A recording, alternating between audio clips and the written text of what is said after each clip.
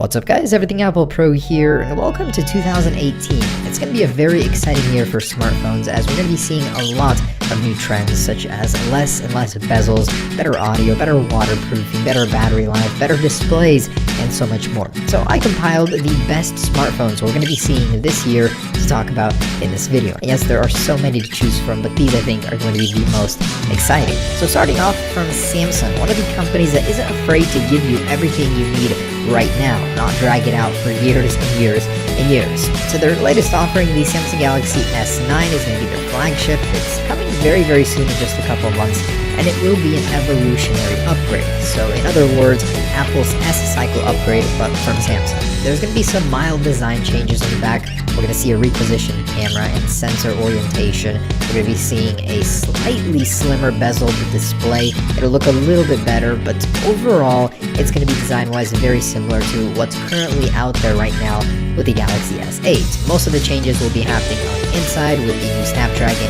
845 series processor, the Exynos 9810, depending on which area you live in, and overall it'll just be a little bit sleeker, a little bit cleaner than the older S8. You can also tell by this image that the overall form factor will be a little bit smaller versus the S8, but the battery life will be increasing by 200 milliamps, which will be a welcome change.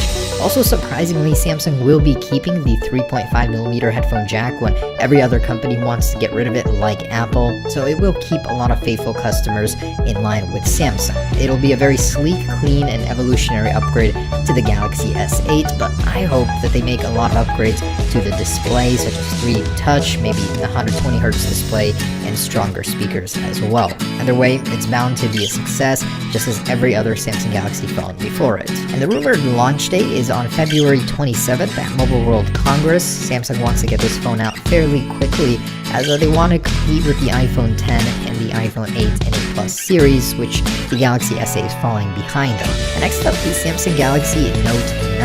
After the triumphant return of the Galaxy Note 8, Samsung is definitely going to want to continue that momentum with the Note 9, the professional-focused tablet phone. Now, what can we expect from this year's version? So much like the Galaxy S9 and S9 Plus, the updates will be very minimal. It'll be an S upgrade for the Note series. So the display will be slimmed down just a little bit in the bezels, and this is all according to rumor.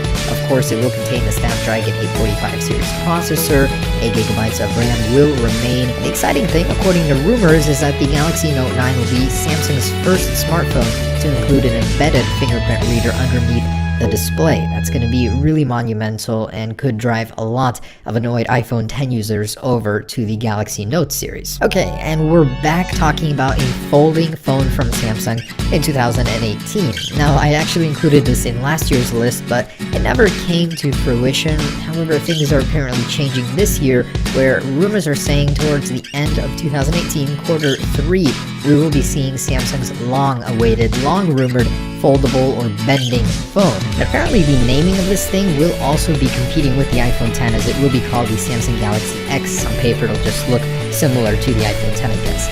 A recent patent filing also from a few days ago suggests that this thing will have a 3D touch pressure sensitive display in order to compete with Apple's version 3D touch, so that'll be a first on a Galaxy phone as well, as currently they have it but not everywhere on the display this would. Now, if we look back in time, Samsung has apparently been working on this phone for over 5 years. The rumor mill has been churning out more and more rumors about this phone. It's crazy how long it has survived without being apparently a canceled project. So we'll have to see if it's true, but it just seems unlikely that it would happen, but the rumors don't give up on this phone. I really do want to see what comes of it. And of course, my most anticipated product, the iPhone X series in 2018. Will it be called the iPhone X2, the iPhone 11? I really don't know where the naming scheme is going to go, but there will be a new iPhone X and alongside it a larger iPhone X Plus. So this one was rumored to happen in 2017, but Apple delayed it as the production issues just for the basic iPhone X model were crazy. Anyways, this essentially will be a larger iPhone X with a 6.5-inch display instead of the current 5.7-inch. My main gripe coming from an iPhone 8 Plus to the iPhone X was that all of your content is scaled down, it appears smaller on the display, and this would fix that problem. It would give you a choice between a Plus Model 10 or just a regular iPhone 10 if you like the smaller comfort size. It's unlikely that there will be any features to differentiate the two, as they essentially will be the same product, just a larger version of it. Otherwise, the iPhone 10 2 series will have Apple's A11 chip. It'll be faster, possibly even a ProMotion display, 120Hz. That would be great to see.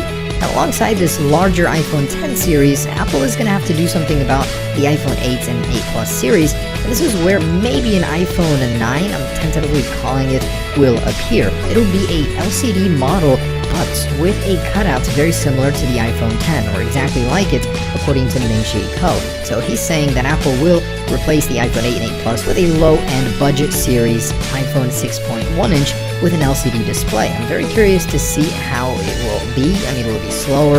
Will the display really suck that much more? But the resolution will be a little bit less than the standard iPhone 10 and 10 Plus. And just days ago, another rumor surfaced that alongside those three iPhone models, Apple will be launching another one, a 4-inch model. What could it be? Of course, the iPhone SE2. It's been a really long time since the old one was refreshed, and it's a very popular product. It's Apple's entry-level model. It's also its smallest and very comfortable to use, and also very popular with consumers. So Apple will be refreshing this one. It's unlikely it'll receive this display you're looking at. This was just our concept rendition of it, but it would be actually really cool to get this on that phone. It'd be a perfect size for it, actually. So realistically, what we're looking at is just a slightly updated version of the current SE. No, there will not be this drastic display change. It will have a faster Apple A10 processor, most likely. It could have a slightly better display, as currently it's using the same one since the iPhone 5S.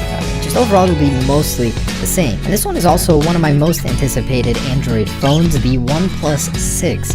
Now, the OnePlus 5T was a great surprise. With an 18:9 aspect ratio display, it definitely caught up to the rest of the smartphone competitors in terms of display, but also surpassed most in terms of speed.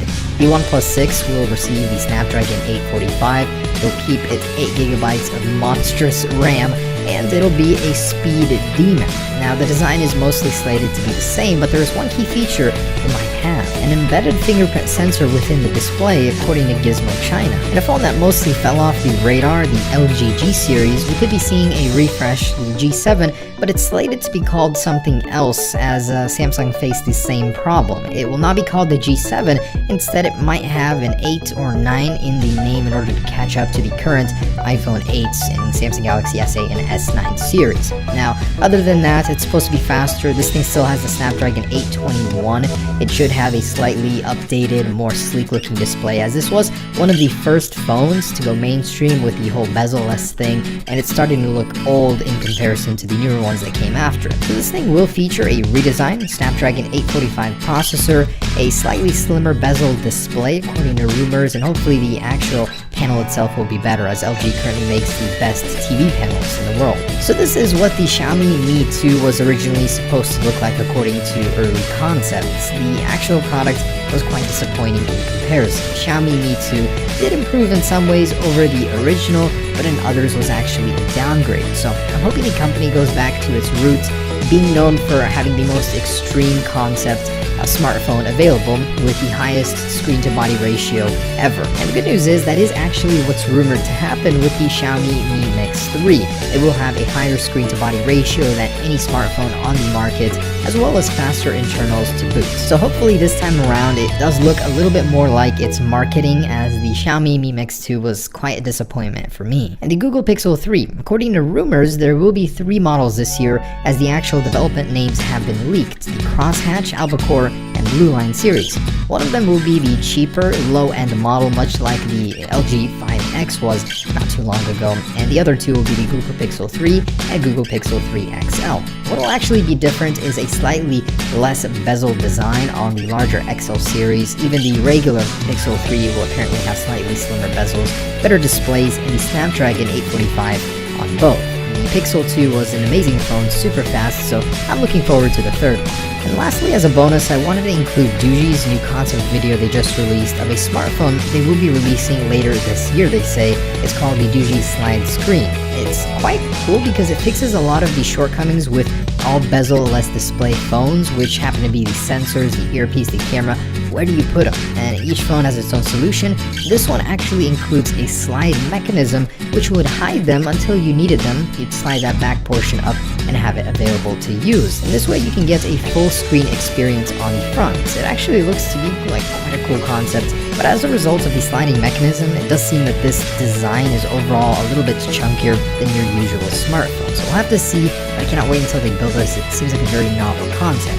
Anyways guys, that is the offering that we're going to be seeing later in 2018. Of course, not everything is confirmed. It is in the rumor mill stage, but I am very excited to see what 2018 brings. A lot of speed improvements, display improvements, bezels will be shrinking and dying as usual, so I can't wait to see what happens, guys. Stay tuned, I will be reviewing all of these new products on this channel, and I'm mostly excited for the iPhone 10 and the overall new lineup from Apple, as well as Samsung, so of course we'll be taking a look at those later this year. Thanks for watching, guys, hope you enjoyed it, and whichever smartphone you choose, just know it'll be much better than last year's.